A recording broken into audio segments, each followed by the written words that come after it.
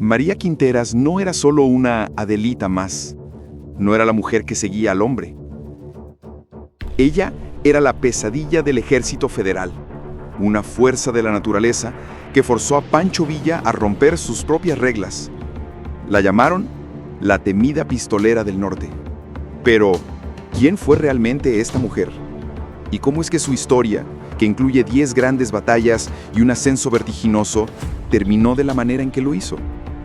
Conoce la asombrosa historia de María Quinteras, la famosa pistolera del norte de la Revolución Mexicana.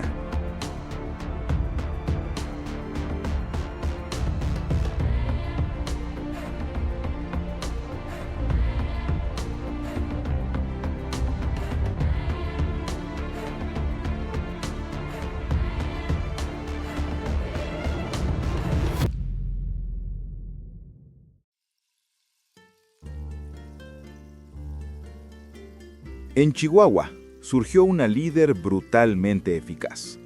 Una mujer que comandó a más de un centenar de hombres y que inspiraba un miedo reverencial en sus propios camaradas. Pero para entender cómo fue que María Quinteras llegó hasta ahí, necesitamos primero ir a la cuna de la rabia, durante el Porfiriato. Antes de 1910, María era una campesina, una ciudadana más oprimida por el sistema de haciendas y la injusticia social.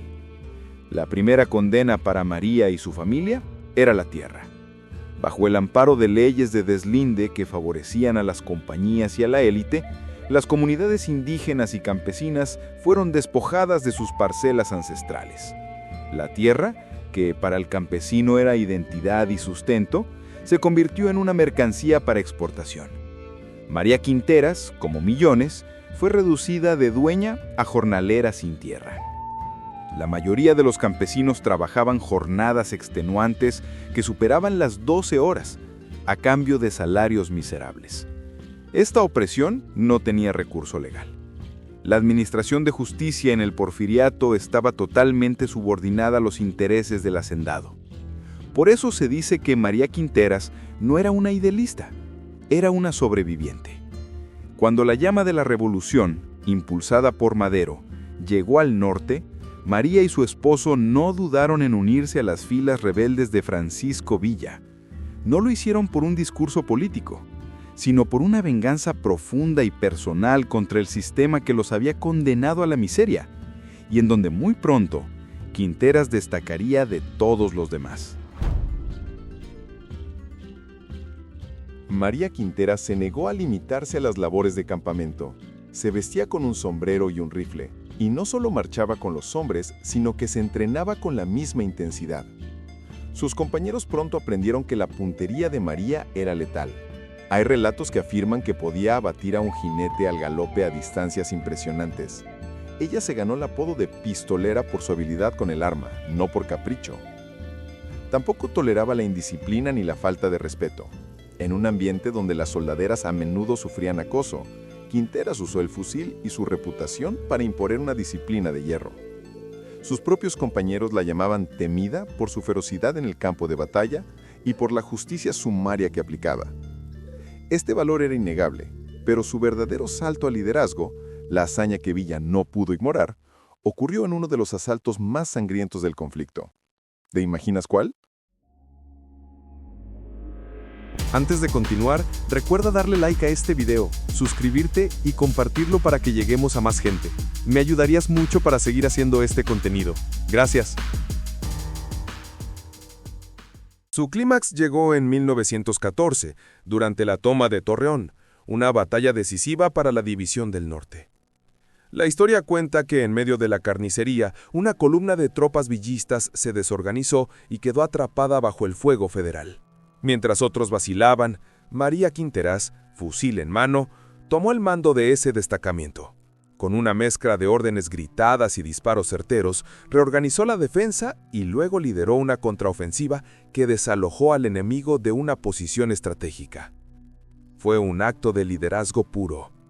Cuando Pancho Villa se enteró de la hazaña, quedó impresionado. Villa era un hombre que despreciaba la debilidad y el valor de Quinteras era irrefutable. En un reconocimiento inusual para una mujer, Villa la ascendió al grado de coronel.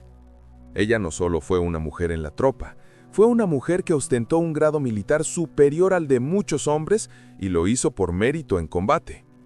La pistolera participó en al menos 10 grandes batallas, incluyendo la épica Toma de Zacatecas, considerada como la batalla más sangrienta de toda la Revolución, y en donde el rol de los comandantes fue crucial.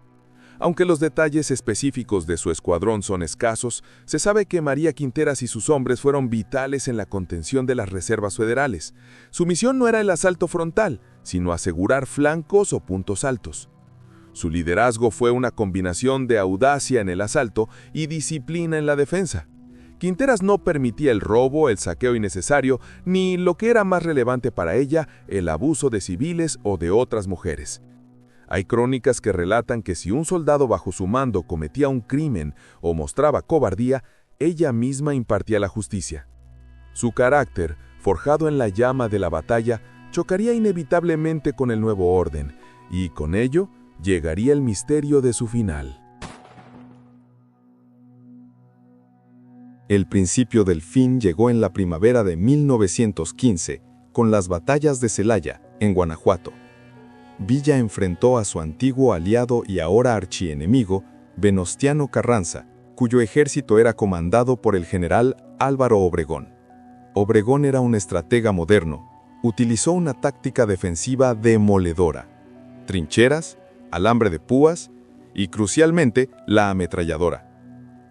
La caballería de Villa, antes invencible, se estrelló repetidamente contra estas posiciones fortificadas, sufriendo pérdidas catastróficas. La División del Norte, que alguna vez fue el ejército más poderoso de América Latina, perdió más de 4,000 hombres en una semana. Tras Celaya, la situación de Villa se volvió insostenible. El gobierno de Estados Unidos, bajo la presidencia de Woodrow Wilson, reconoció formalmente a Carranza como el líder legítimo de México. La División del Norte se desintegró. Lo que quedaba era una guerrilla dispersa, sin un ejército centralizado y sin los recursos para sostener una guerra a gran escala.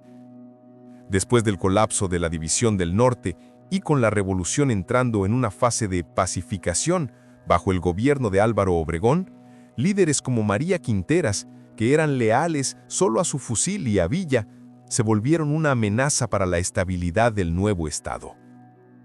Aunque la fecha exacta se difumina entre el mito y la historia, la mayoría de los investigadores sitúan su trágico final alrededor de 1920. La versión más aceptada y documentada en la tradición oral de Chihuahua es que María Quinteras fue capturada, pero no por un ejército enemigo en combate, sino por las nuevas fuerzas gubernamentales que buscaban limpiar el país de guerrilleros inconformes. Se presume que fue ejecutada sin juicio formal, bajo la excusa de ser una bandida o una rebelde, una etiqueta fácil de imponer a cualquier figura villista de alto perfil. Lo más impactante de su final es el silencio oficial. No existe un registro oficial que detalle su juicio, el lugar de su ejecución, ni el paradero de sus restos. La orden de su muerte se perdió en la burocracia o fue deliberadamente ocultada. Un destino común para aquellos a quienes el nuevo régimen quería borrar de la memoria colectiva. La temida pistolera, la mujer que lideró a hombres en 10 grandes batallas y desafió a Pancho Villa, fue silenciada por el sistema que ella intentó destruir. Su historia termina en una pregunta sin respuesta, pero su legado, por fortuna, sigue vivo en las leyendas del norte.